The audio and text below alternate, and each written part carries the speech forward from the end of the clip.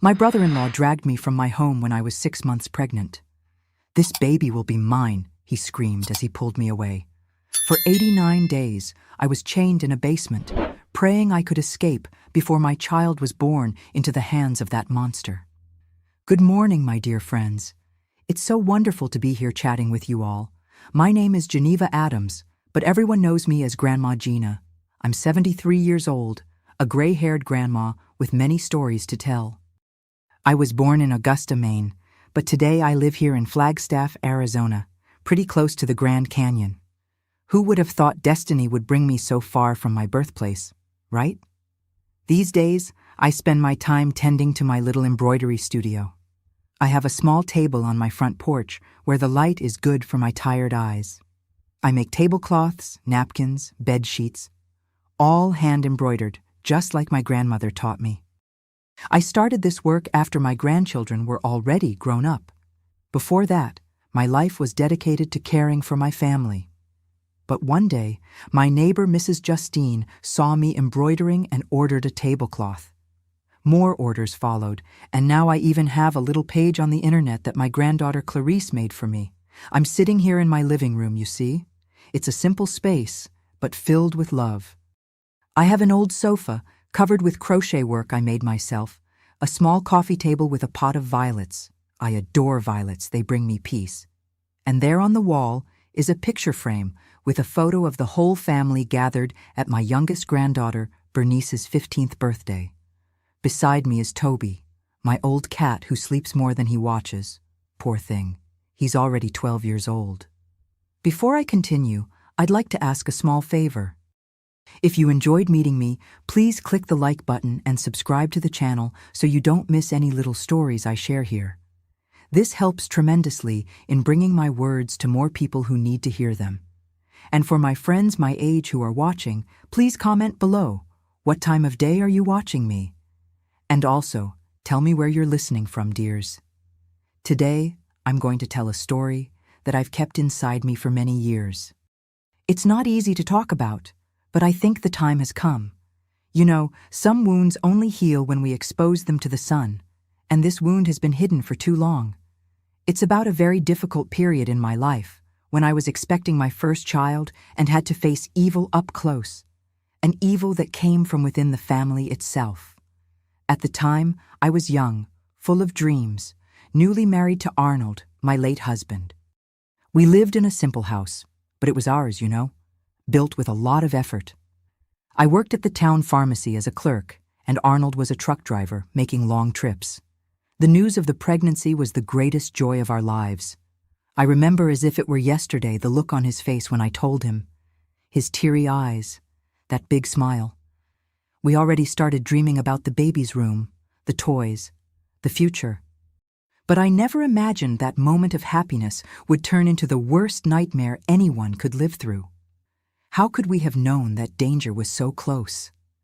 That the one we called family would be capable of? Oh my God, it's still difficult to talk about. But I'll tell you everything, from the beginning. Because this story needs to serve as a warning for other women. It all began back in my childhood, when I was still an innocent little girl running through the yards of Augusta, Maine, never imagining the challenges life had in store for me. I was born in 1952, in a small wooden house near the Kennebec River in Augusta. My father, Jack Adams, worked as a fisherman and knew the river like the back of his hand. He was a strong man, of few words, but with an immense heart. My mother, Dorothy, was a seamstress and laundress, always with busy hands, either sewing for the townspeople or washing clothes by the river. We had a simple life, but we never lacked food on the table. We were 4 siblings, me, the oldest, then came Leonard, 2 years younger, Martha, who arrived 3 years after Leonard, and finally the youngest, Albert, who was born when I was already 9 years old. Our house was small, made of wood, with a raised floor because of the spring floods. It had only 2 bedrooms, one for my parents and one for us children. In the front, a porch where Mom sewed and Dad repaired his fishing nets. In the back, a large yard with apple, pear, and cherry trees. My childhood was regulated by the rhythm of the river. During low water, we played on the beach that formed. During high water, we stayed more at home or at the neighbors' stilted houses. The school was a half-hour walk away, and I would go with Leonard, hand in hand, along the dirt path. We studied in the morning and helped at home in the afternoon. I learned to sew with Mom and took care of my younger siblings. Life was like that, you know? Simple, but good. On Sunday mornings, we went to St. Joseph's Church, the little white church in the square. Afterward, there was always a special lunch. A bigger fish that Dad caught on Saturday, prepared with lemon and herbs, accompanied by cornbread that Mom bought at the market. And during the 4th of July celebrations, oh, how beautiful it was. The whole town decorated, the fireworks, the parade in the square. I loved to dance, you know. I wore a gingham dress that Mom sewed, put colored ribbons in my hair, and went skipping to the celebration. But not everything was rosy. When I was about 8 years old, a big flood came, the kind where the river rose so much it invaded homes. We lost almost everything. I remember my father carrying us on his back, crossing water that already reached his waist. We stayed for a while at my aunt's house, Aunt Natalie, who lived in a higher part of town. It was difficult, but we recovered, as always happens with riverside folk. At school, I was a good student, especially in English. Teacher Eulalia always said I had a way with words. "This girl will go far," she would say, and I really dreamed of being a teacher one day. I wanted to teach children to read and write. I thought it was so beautiful. My childhood friends. There was Claire, my best friend, daughter of the town midwife, James, son of the store owner, and Irene, who lived next door to us. We played in the water, hide and seek among the boats, made paper boats. We didn't have store-bought toys, but we had fun with what nature offered. When I turned 12, I began to notice a change at home. Dad was more quiet, worried. The fishing money wasn't yielding as much as before. Large fishing boats from companies in the South were arriving, and small fishermen like him suffered because of this. That's when he decided we needed to try life elsewhere. One night in July 1964, after dinner, he gathered the whole family and said, "We're going to Boston. I have a cousin there who got me work at the shipyard. It will be better for all of us." Mom cried softly but agreed. She always trusted his decisions. For me, it was a shock. Leaving Augusta, my friends, the school, the river I loved so much. But I had no choice. At 12 years old, you obey your parents, period. We packed our few things in boxes and trunks, said goodbye to neighbors and relatives, and boarded a Greyhound bus, those buses that transport passengers across New England. The trip to Boston took a whole day. I remember standing at the front of the bus, watching the brown waters of the river, the giant trees on the banks, trying to record everything in my memory because something told me I wouldn't return anytime soon. And it was there, on that journey downstream, that I left my childhood behind. I didn't know it yet, but that innocent girl, daughter of the fisherman from Augusta, was heading toward a future that would completely change the course of her life. Our life in Boston began cramped. We went to live in a neighborhood called Dorchester, in a wooden house smaller than the one in Augusta, borrowed from that cousin of my father's, Mr. Joseph. It was a place full of raised houses on the banks of a creek that, on days of heavy rain, overflowed and flooded everything. Dad started working at the shipyard as promised, but the salary barely covered expenses. Mom continued sewing, now with a new clientele that she gradually built up. I started studying at a larger school, Dorchester High School. It was difficult to adapt.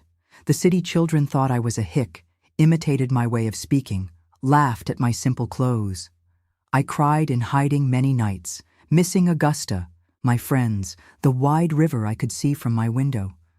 But I got used to it, as we always get used to what is necessary. The years went by. I finished high school and started working at a notion store in downtown Boston. I was already 17 and helped with household expenses. My siblings were also growing up. Leonard was already working with Dad at the shipyard. Martha was studying and helping Mom with sewing, and Albert was still in school. It was at that store that I met Arnold. He came in looking for thread and buttons for his mother, who was also a seamstress. Tall, broad-shouldered, neatly trimmed black hair, and a shy smile. I served him with all courtesy, but I noticed that he was looking at me longer than necessary. The following week, he returned, and then the next, always with some excuse to buy something, until he gathered the courage and invited me for ice cream after my shift. Arnold was 22, worked as a truck driver's assistant, and dreamed of having his own truck one day. He wasn't from Boston. He had come from rural Pennsylvania with his family when he was a teenager. He told me his father had passed away early, and his mother, Mrs. Zelda, raised him and his younger brother alone. Ah, his brother. Owen. It still gives me chills to remember that name. At the time, he was 19 and worked as a mechanic's assistant. I met him a few weeks after I started dating Arnold. He came along when Arnold took me to meet Mrs. Zelda. I remember that. While his mother was all smiles and hugs, Owen stayed in a corner, quiet, watching me with a look that made me uncomfortable. I didn't give it much importance at the time, thought it was just shyness or perhaps brotherly jealousy. The courtship with Arnold was quick and intense. In 6 months, we were already talking about marriage. He had managed to save up some money and bought a small plot of land in a remote neighborhood called Roslindale. He started building a little house there on weekends. My father, suspicious like any father of a single girl, went to see the land, helped with the construction a few times, and ended up giving his blessing. We got married in January 1972. A simple ceremony at St. Raymond's Church, followed by a little party in my family's backyard. We went to live in the Roslindale house, which was still half finished, but at least had the bedroom, kitchen, and bathroom ready. The rest we would finish little by little. The first months were pure happiness. Arnold got a job as a driver in a transport company and no longer needed to travel as an assistant. Now he drove the truck himself. I continued at the Notion store, and on weekends I took care of our little house, planted some flowers and vegetables in the yard, received visits from family. It was during this period that I began to notice something strange in Owen's behavior. He would show up without warning, almost always when he knew Arnold was traveling for work. He said he came to see if I needed anything, if everything was okay. At first, I even thought it was kind of him. After all, he was my brother-in-law, my husband's family. But soon I realized that the visits had another purpose. He brought gifts, a sweet he said he had made thinking of me, a little plant for the garden, a decoration for the house. He would look at me in a way that made me nervous. He started to make comments like, "Arnold doesn't deserve you," or, "If you were my wife, I wouldn't leave you alone so much." I would change the subject, try to keep everything in the friendship of in-laws. I told Arnold, who spoke with his brother, but Owen swore it was just family concern, that I had misunderstood. Things got worse when, in October 1972, I discovered I was pregnant. The happiness was immense. Arnold cried when I told him, hugged me tight, already started making plans for the future of our son or daughter. The whole family celebrated, except Owen. When he heard the news, I saw something change in his look. A mixture of anger and obsession. I can't explain it exactly. His visits became more frequent and more disturbing. One day, he touched my belly without asking permission, saying, "This baby, it should be mine." I froze. I asked him to leave and called Arnold, who was on a trip. My husband returned earlier than planned, furious, and had an ugly fight with his brother. The two almost came to blows. After that, Owen stayed away for a while. I thought the problem was over, but it was just beginning.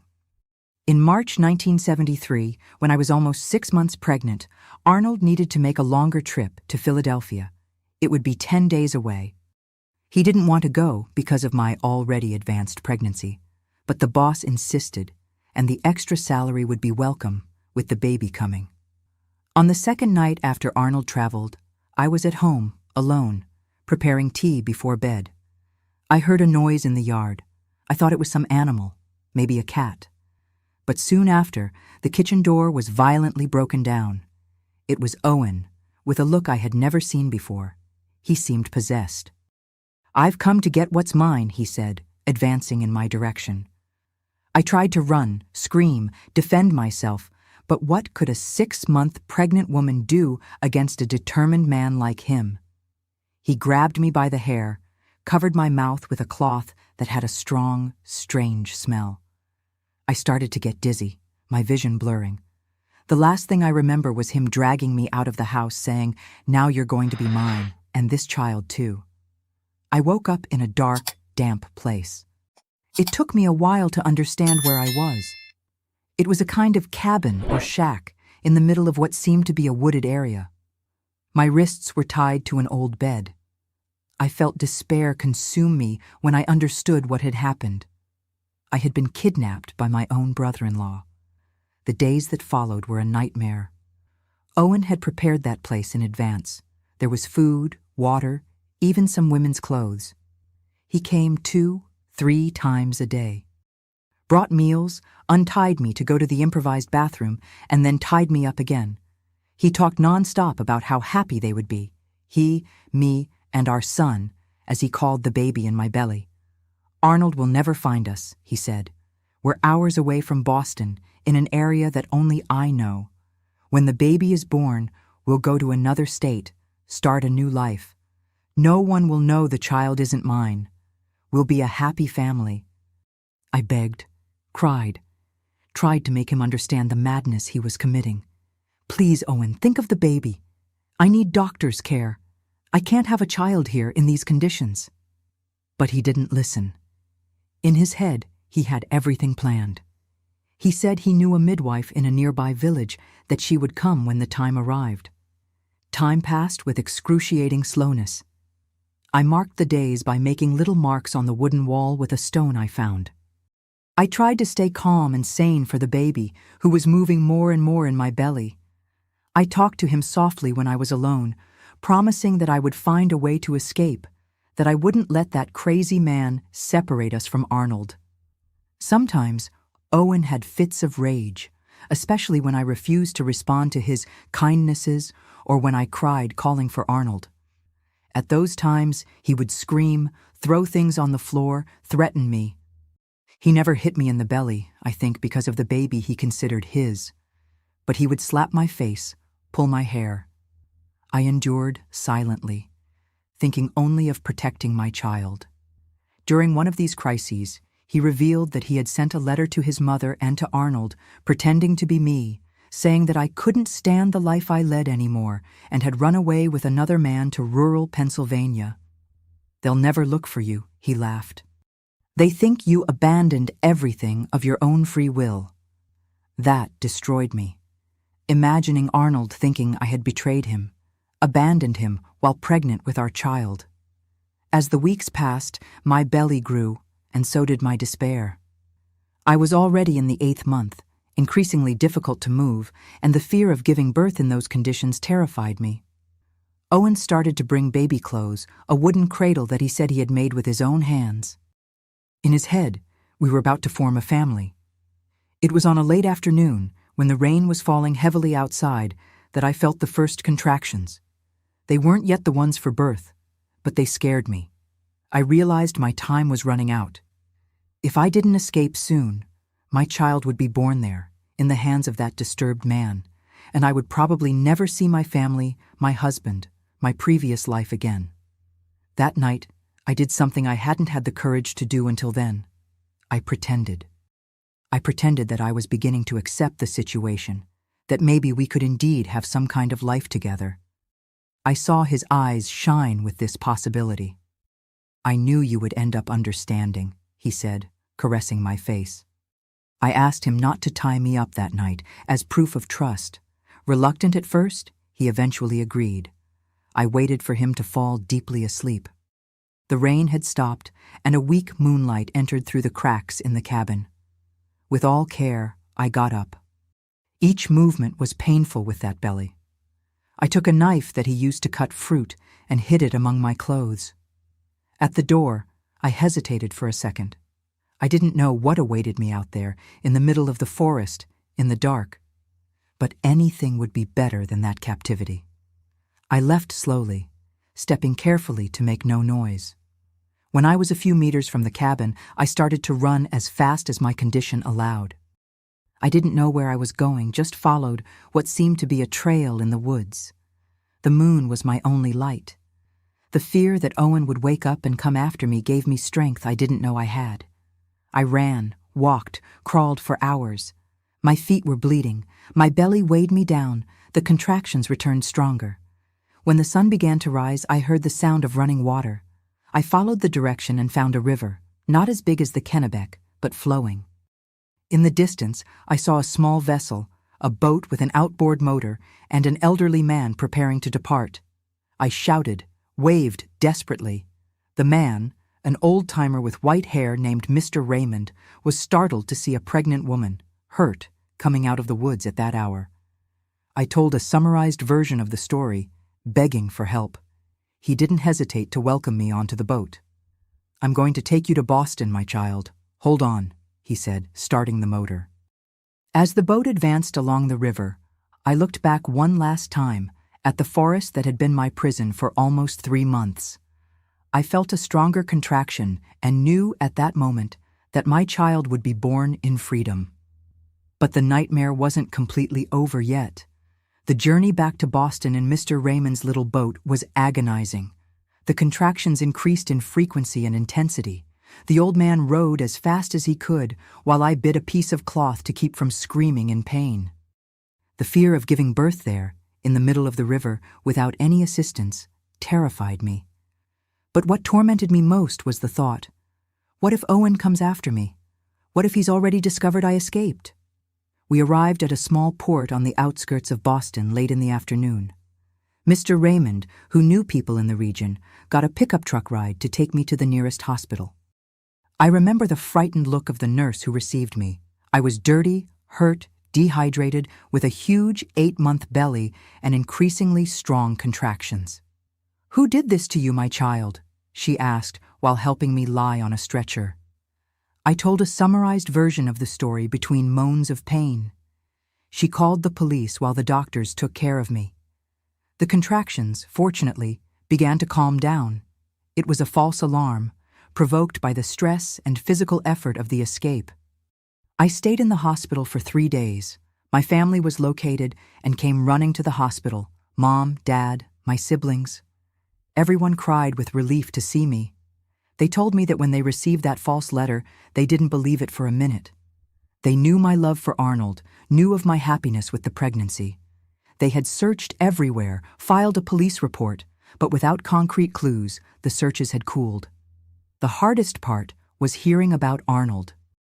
When he returned from his trip and found the empty house, the lying letter, he went crazy. He searched everywhere, questioned all acquaintances. He confronted Owen, who swore he knew nothing. In the confusion of the searches, he ended up losing his job for missing many days. When he heard I had been found, he came straight to the hospital. I will never forget the image of him entering the hospital room, haggard, thinner, deep dark circles under his eyes, but with a glimmer of hope in his eyes. When he saw me, he fell to his knees beside the bed, crying like a child. "Forgive me for not protecting you," he said between sobs. I cried too, trying to explain it wasn't his fault. The police went after Owen as soon as I filed the formal complaint, but he had disappeared. The cabin where he kept me prisoner was found days later with clear evidence of the kidnapping, ropes, my clothes, even a diary where he wrote about his sick plans for us. A search began throughout the state, but he seemed to have vanished into thin air. We were discharged from the hospital and went to my parents' house, since our house in Roslindale was no longer safe, and also because it brought too many painful memories. Arnold got a temporary job as a goods deliveryman, while we tried to reorganize our lives. It was a period of constant anguish. I couldn't sleep well. I had horrible nightmares, woke up screaming, in a cold sweat. Any noise startled me. I couldn't be alone even for a minute. The fear that Owen would appear to finish what he started consumed me day and night. With each passing day, my belly grew more, constantly reminding me of the trauma, but also of the life that was about to arrive. It was a confusing feeling, immense love for the baby, but terror because of the circumstances. The doctors prescribed mild sedatives, safe for pregnancy, but nothing really relieved that sensation of imminent danger. Arnold suffered as much as I did, in different ways. He carried an immense guilt for not having believed me when I talked about the first strange visits from his brother. He blamed himself for having traveled during those days, for not having protected me better. At night, I heard him crying hidden in the bathroom so as not to worry me more. Our relationship, once so light and happy, was now loaded with trauma, fears, and unspoken guilt. At the end of June 1973, nearly 9 months pregnant, I had a strong nervous breakdown after thinking I had seen Owen on the street, watching my parents' house. It was just a similar-looking man, but the shock was so great that I had to be rushed to the hospital. The doctors decided to advance the delivery by cesarean section, concerned with my emotional state and the baby's safety. Our son was born on June 28th, a strong and healthy boy despite everything. We gave him the name Gabriel, Strength of God, because only God could give us strength at that moment. Holding that baby in my arms for the first time was like a ray of light after months in darkness. For a few moments, I forgot the fear, the pain, the trauma. It was just me and my son, a connection that no one, not even Owen, could break. But the joy of motherhood came mixed with new fears. What if Owen returned to try to take Gabriel? This idea tormented me. I didn't let anyone outside the immediate family hold the baby. I checked the windows and doors 10, 20 times before sleeping. I woke up at his every cry, not just like any first-time mother, but with the terror of finding the crib empty. As the weeks passed, the emotional problems only increased. I began to have panic attacks. My heart would race, I couldn't breathe, I would shake all over. I had vivid flashbacks of captivity, sometimes during common activities, like bathing Gabriel or preparing a meal. Suddenly, it was as if I were back in that cabin, tied up, at the mercy of that man. I couldn't breastfeed properly anymore. The milk decreased with all the stress. I rapidly lost weight. I couldn't eat, sleep. Deep, dark circles marked my once youthful face. My mother and my sisters took turns taking care of me and Gabriel because I had days when I could barely get out of bed. Arnold tried everything to help me, but he himself was destroyed. The betrayal of his own brother, the powerlessness in the face of my suffering, the constant concern with our safety. All this corroded him from within. He arranged a steady job at a transport company, but the life we dreamed of together seemed increasingly distant. The police continued looking for Owen, but without success. Information came that he might have fled to another state, perhaps to Pennsylvania or New York. The uncertainty of not knowing where he was, if he would ever return, was like a permanent shadow over us. When Gabriel was 3 months old, I received a visit from a social worker referred by the hospital. She perceived my critical state and suggested that I seek psychological help. At the time, this wasn't as common as it is today. There was even a certain prejudice. But I was so desperate that I accepted. I started attending a support group for women victims of violence, coordinated by a psychologist, Dr. Bernice. There, for the first time, I could speak openly about everything I went through, without judgments, without looks of pity. Hearing other women with stories as painful as mine made me feel less alone. It wasn't just me, and some of them had managed to move forward, rebuild their lives. It was in therapy that I began to understand the concept of post-traumatic stress disorder, although at the time, this term wasn't used much.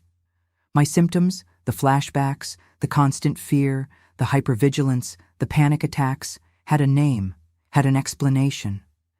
It wasn't my weakness, as I thought. It was a natural response of the body and mind to severe trauma.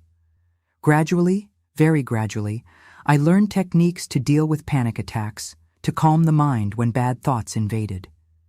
Arnold also began to participate in some sessions, which helped to strengthen our fragile relationship. We started to talk more openly about our fears, our guilt, our hopes. Gabriel grew strong and healthy, oblivious to all the drama surrounding his birth. His smile, his first teeth, the way he held my finger tightly. These were small daily miracles that gave me reason to continue. to fight against internal demons. But our life in Boston was too marked by trauma. Every corner could hide Owen's figure. Every unknown face on the street could be him. The house we built with so much love in Roslindale remained abandoned. None of us could go back there. And with time, it became clear that we needed a complete fresh start in another place, away from all these memories. It was then that, in one of the therapy sessions, Dr. Bernice suggested something that would completely change the course of our lives. Why don't you consider moving to another state? A place where nobody knows you, where you can really start over? The idea, which seemed radical at first, began to make more and more sense. Arnold had a distant uncle in Arizona who always invited him to visit. Maybe it was a sign. Maybe it was time to leave New England, the waters of the Atlantic, the city that now only reminded us of pain and fear. But the decision wasn't easy. It meant leaving behind our families, our few friends, everything we knew. It meant a leap in the dark, with a small baby and heart still wounded. And even so, deep down, I knew it was our only chance for true healing. The move to Arizona wasn't an easy decision. We spent weeks discussing, weighing pros and cons. My parents were devastated by the possibility of seeing us so rarely. At that time, traveling from Massachusetts to the Southwest was expensive and time-consuming. But they also understood our need to start over in a place where the shadows of the past wouldn't reach us.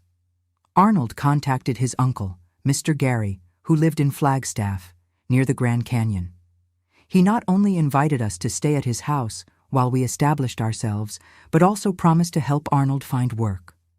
It was February 1974. Gabriel was almost 8 months old, and we made the final decision. We would go to the Southwest. We sold the little we had, including the unfinished house in Roslindale, for a value well below what it was worth, but we needed the money for the move. My family organized a small farewell party, where everyone cried a lot. Mom gave me a rosary that had belonged to my grandmother, saying, "To protect you in the distant land, my daughter." The journey was long and tiring. First, a bus from Boston to New York. Then, a train to Chicago, where we stayed 2 days resting in a cheap boarding house. Finally, another bus to Flagstaff. It was almost 10 days of travel with a small baby.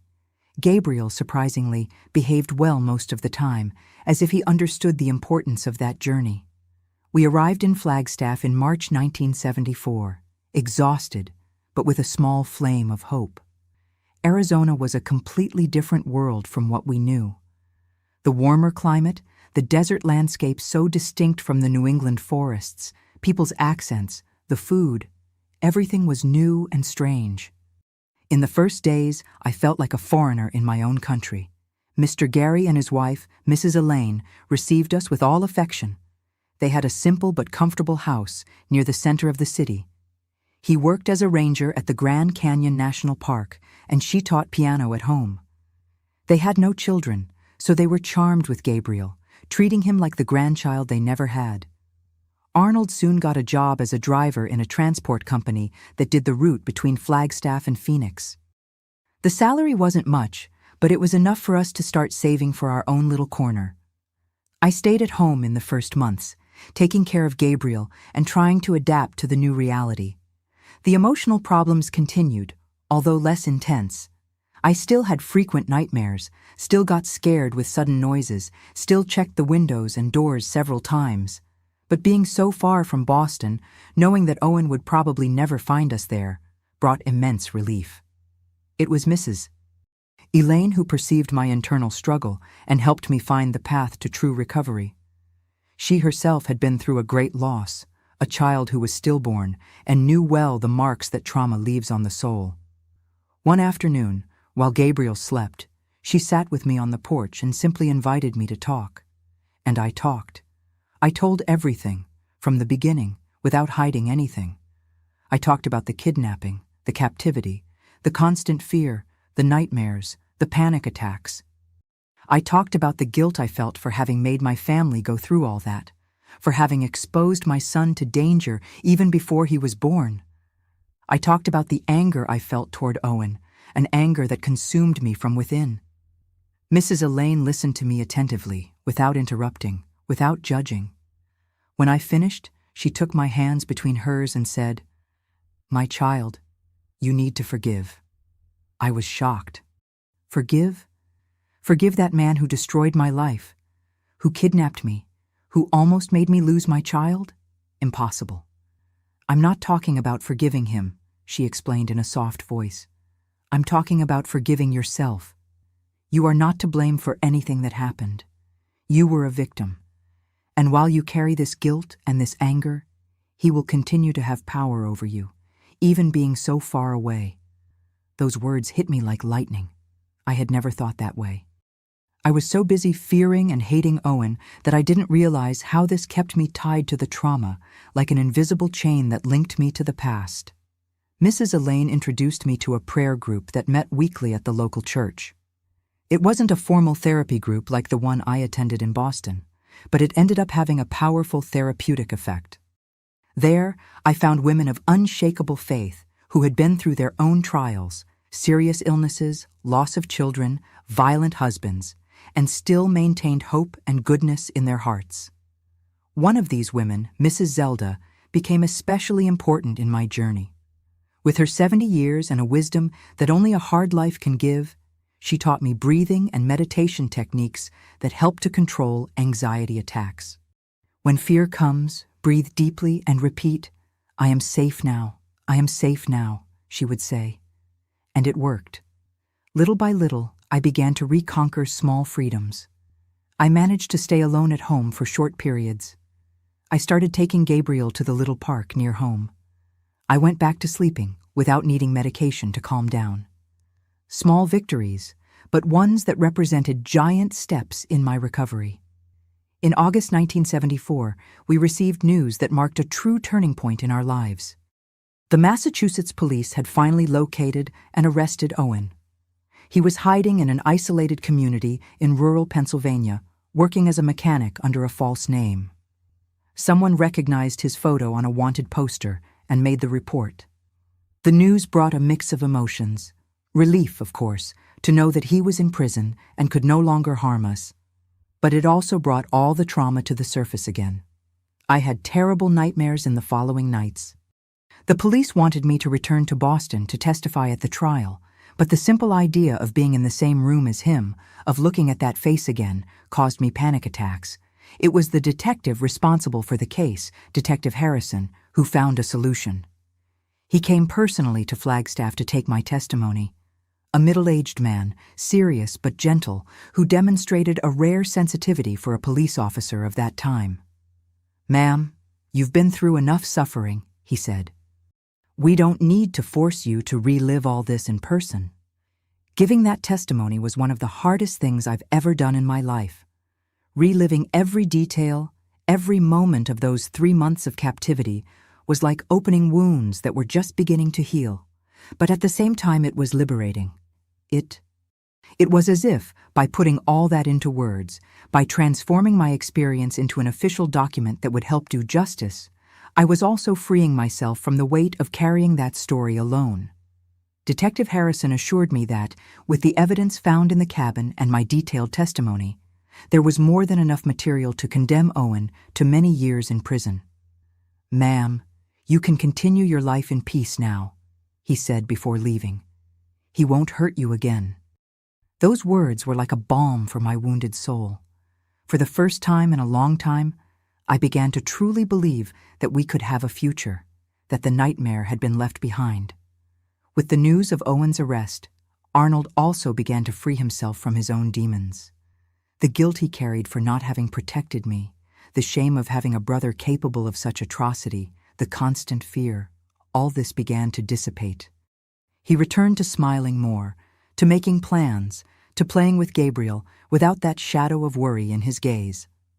In October 1974, with our modest savings and a small loan that Mr. Gary helped us get, we bought our first little house in Flagstaff.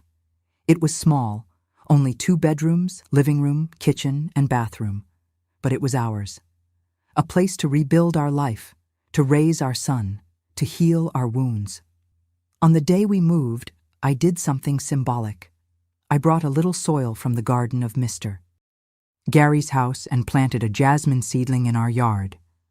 "This plant," I said to Arnold while Gabriel crawled nearby, "will grow along with our new life. Each flower will be a reminder that we survived and are here together." It was there, in that simple little house in Flagstaff, with my son growing strong and my husband recovering the joy of living, that I finally began to feel safe again. Not completely healed, some scars never completely disappear, but ready to look forward, to build new memories that would be stronger than the painful ones. And it was also there that I began to perceive a strength within me that I didn't know existed, a resilience that allowed me to survive the unimaginable and still find reasons to smile, to love, to be thankful for life. As Mrs. Zelda used to say, "You are not just a survivor, my child. You are a warrior." This realization was perhaps the biggest turning point of all. I was not just a victim of my story, I was the protagonist, and it was up to me to decide how the rest of the story would be written. Our life in Flagstaff began to gain its own rhythm after we moved into our little house. Gabriel, already over a year old, was taking his first steps, filling the house with that joy that only a child can bring. Arnold continued working as a driver, now respected in the company for his commitment and dedication. And I, finally feeling more security, decided it was time for me to also contribute in some way. I started doing small sewing work at home, something I learned from my mother back in Augusta. At first, they were just repairs, pants hems, replaced zippers, adjusted clothes. I put a small sign in Mr. Albert's grocery store on the corner of our street, offering my services. Soon, the first clients began to appear. One of these clients, Mrs. Ivy, wife of the bank manager, liked my work so much that she ordered an embroidered tablecloth for their wedding anniversary. I was nervous. One thing was doing repairs, quite another was creating something new. But I remembered the embroidery techniques that my grandmother taught me when I was a girl, and I accepted the challenge. I spent nights working on that tablecloth while Gabriel slept. I embroidered typical southwestern flowers in delicate stitches that formed a harmonious design on the edges of the fabric. When I delivered it, Mrs. Ivy was amazed. "What exquisite work! You have a gift, Geneva." That sincere compliment was like a balm for my wounded self-esteem. Soon, the news of my embroidery spread among the ladies of Flagstaff society. I began to receive orders for tablecloths, napkins, sheets, and even baptism dresses. Arnold, seeing my enthusiasm, used part of our savings to buy a Singer sewing machine, one of those pedal ones. I set up a little corner in the living room, near the window that looked out to the yard, where I could work and still watch Gabriel playing. In November 1975, we received the news that Owen had been sentenced to 12 years in prison. Detective Harrison personally called to inform us. It was a moment of profound relief, as if an enormous weight had been lifted from our shoulders. That night, Arnold and I sat on the porch after putting Gabriel to bed, and for the first time in a long time, we talked about the future without fear. The following year, in 1976, I discovered I was pregnant again. Unlike the first pregnancy, marked by terror in the last months, this one was tranquil, full of expectation and joy. In December of that year, our daughter, Mariana, was born. Gabriel, almost 3.5 years old, was enchanted with his little sister, always wanting to help take care of her. It was also during this period that I began to take the first steps to help other women who were going through difficult situations. It wasn't anything formal, just conversations in the kitchen of our home, a friendly shoulder, advice based on my own experience. It started with a neighbor who suffered domestic violence and didn't know how to get out of that situation. Then came others, usually brought by Mrs. Zelda or other ladies from the prayer group. Our life was simple, but happy. On Sundays, we went to Mass at the Nativity of the Blessed Virgin Mary Church, then had lunch as a family, sometimes inviting Mr. Gary and Mrs. Elaine. On winter afternoons, which in Flagstaff are quite rigorous, we all stayed together around the fireplace, drinking hot chocolate, a custom we adopted with pleasure. I would tell stories of New England to the children, keeping alive the good memories of my native land. In 1980, our family grew again with the arrival of Robert, our youngest. The house was already getting small for the 5 of us, and we started thinking about moving. That's when an opportunity arose for Arnold in Flagstaff itself. A large transport company was opening a branch there and offered him the position of fleet manager with a much better salary. In January 1981, we made another move. We sold our little house and bought a larger one in Flagstaff with a spacious yard for the children to play and an extra room that I transformed into my sewing and embroidery studio. My work with embroidery continued to grow. A lady from the city, Mrs. Carmen, had a small home goods store and began selling my pieces there. It was a welcome extra income, which helped with household expenses and the children's education. Gabriel was already almost 8 years old and showed himself to be an intelligent and protective boy, always taking care of his sister and younger brother. We maintained contact with my family in Massachusetts through letters and occasional telephone calls. Long-distance calls were expensive at that time. In 1983, we managed to save enough money for a visit. It was the first time I returned to Boston since we left in 1974. A whirlwind of emotions invaded me when the plane landed. My parents were already elderly, my siblings married with their own families. It was an emotional reunion. They finally met Mariana and Robert and saw how Gabriel had grown. I spent 2 weeks there, showing my children the place where I was born, the great Kennebec River, the different fruits, the customs of the region. It was a form of reconnection with my roots, but also of perceiving how much I had advanced in my journey of healing. I returned to Flagstaff with a lighter heart, certain that I had made the right choices. Our life followed its tranquil course. Arnold prospered at work, the children grew healthy and studied well. I continued with my embroidery, now with a loyal clientele and some orders that came even from neighboring cities. In 1986, we had a scare. A letter arrived with the seal of the Massachusetts State Prison. It was from Owen. After serving part of his sentence, he had the right to write. In the letter, he asked for forgiveness, said he had repented, that he had found religion in prison and changed. He asked us to forgive him and accept a visit when he got out. That letter left me in panic. The nightmares, which had already diminished a lot, returned with force. Arnold, furious, tore up the letter and wrote to the prison administration demanding that his brother no longer have permission to contact us. Our lawyer advised us to file a police report documenting the situation. They were difficult weeks, with fear returning to haunt us. But, with the help of the support group I attended at the local church, I managed to overcome this relapse. What impressed me most was realizing that, despite the fear, I didn't fall apart like before. There was a strength in me now, built over all those years of overcoming. In 1988, we received the news that Owen had died in prison, a victim of tuberculosis. I confess I felt an immense relief. I don't wish death on anyone, but that meant he could never threaten us again, that the chapter was definitely closed. We said a small prayer as a family, not for him, but for us, thanking for the closure of that cycle. The years went by. The children grew up. Gabriel graduated in engineering and moved to Phoenix. Mariana followed the path of education, becoming a teacher right here in Flagstaff. Robert, with the adventurous spirit of his father, joined the Army and served in various regions of the country before returning to the Southwest and settling in Sedona. Arnold retired in 2002 after more than 20 years in the transport company. We already had our own house paid off, a comfortable life, although always simple. We then dedicated ourselves to enjoying the arrival of grandchildren. First came Gabriel's children, then Mariana's, and later Robert's. My embroidery studio, which started so small back in our first Flagstaff home, became my refuge and my joy.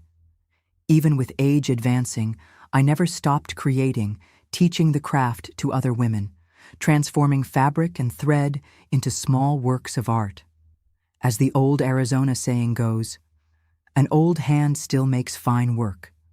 And so, between stitches and patterns, between embroidered flowers and shared stories, I wove not only tablecloths and sheets, but my own story of overcoming. Today, at my 73 years, I lead a tranquil life here in Flagstaff. Our house on Aspen Street is not as full as before, with the children grown and living their own lives. Arnold left us 7 years ago in 2018 after bravely fighting cancer. It was difficult to adapt to life without him after more than 45 years together. But as I always say, God doesn't give us a burden greater than we can carry. My day-to-day is simple and organized. I wake up early around 6 in the morning, a habit I've maintained since the times of Augusta. I prepare my coffee, feed Toby, my old and lazy cat, and sit on the porch to watch the sun rise over the mountains. Here in the Southwest, the mornings have a different light than New England, softer, especially in winter. After coffee, I go to my studio. It's the place where I feel most alive. Over time, I transformed what was an extra room into a space all my own, with my sewing machine, my threads organized by color in small drawers, my fabrics carefully folded on shelves that Arnold built for me. On the wall, I have a frame that Mariana gave me with the embroidered phrase, "Each stitch, a story. Each story, a victory." Embroidery orders continue to arrive, although I have reduced the pace in recent years. I do it more for pleasure than necessity. Arnold's retirement and my small pension are enough for my modest sustenance. But I like to keep my hands busy, to create beauty with threads and needles. And each piece I embroider carries a bit of my story, even if the clients don't know it. Mariana comes to visit me almost every day. She lives just 10 blocks from here with her husband Edward and my 2 grandchildren, Julia, 15, and Peter, 12. Julia is my embroidery companion. She has skillful hands like mine and has already learned almost all the stitches I know. Peter prefers video games, like any boy his age, but still likes to hear my stories about New England, about the giant rivers and the colorful fish. Gabriel comes from Phoenix with his family once a month. He married Claudia, an Arizona native from Tempe, and gave me 3 beautiful grandchildren: Beatrice, the oldest at 20, already in medical school; Philip, 17, who is the spitting image of his grandfather; and Caroline, 14, who inherited my slightly slanted eyes. When they're here, the house fills with life and noise, like in the old days. Robert is the one I see the least because of the distance. He settled in Sedona after leaving the army, married a Native American woman, Lucy, and has 2 small children, 8-year-old twins, Raphael and Sophia. They come during the end-of-year holidays and July vacations, always bringing gifts from the reservation and interesting stories to tell. I have a helper, Bernice, who comes 3 times a week to assist me with the heavier cleaning of the house and keep me company. She is 40 years old, a widow like me, and has a daughter who lives in Tucson. We get along very well. She is patient with my methodical way of doing things and understands when I want to talk or when I need silence. On Sundays, I go to Mass at St. Joseph's Church, here near home. Afterward, I usually have lunch at Mariana's house, with all the family who happens to be around. In the afternoon, if the weather is good, we go to the municipal park, where the grandchildren can play while we, the older ones, drink our coffee sitting on the benches, talking about life. I maintain contact with my native land through phone calls to my sister Martha, the only one who still lives in Boston. Our parents passed away many years ago, and the other siblings spread throughout the United States. Leonard is in Portland, and Albert ended up going to Los Angeles. Sometimes I feel a pang of longing for the New England chill, for the smell of rain in the forest, for the flavors of the fruits that are not found here in the Southwest. But Flagstaff is my home now, and I can't imagine living anywhere else. The memories of the kidnapping and those months of captivity still exist, but they no longer have the power they once had. They are like old scars. You know they're there, but they no longer hurt to the touch. Once in a while, I have some nightmare, especially on dates that remind me of that period, or when I see on television some news about kidnapping or violence against women. But I've learned to deal with this, to not let these shadows of the past darken my present. One of the things that helped me most to heal these old wounds was being able to share my story with other women who went through similar traumas. Not in a public way. I never wanted exposure or fame with my suffering, but in small circles, in private conversations, in support groups at the church. Each time I tell my story and see that it gives strength to another person to move forward, I feel that all that suffering gained a purpose. Today, looking back at the girl I was in Augusta, at the terrified young woman in captivity, at the frightened mother in Boston, at the determined woman who started life over in Arizona, I feel an immense gratitude.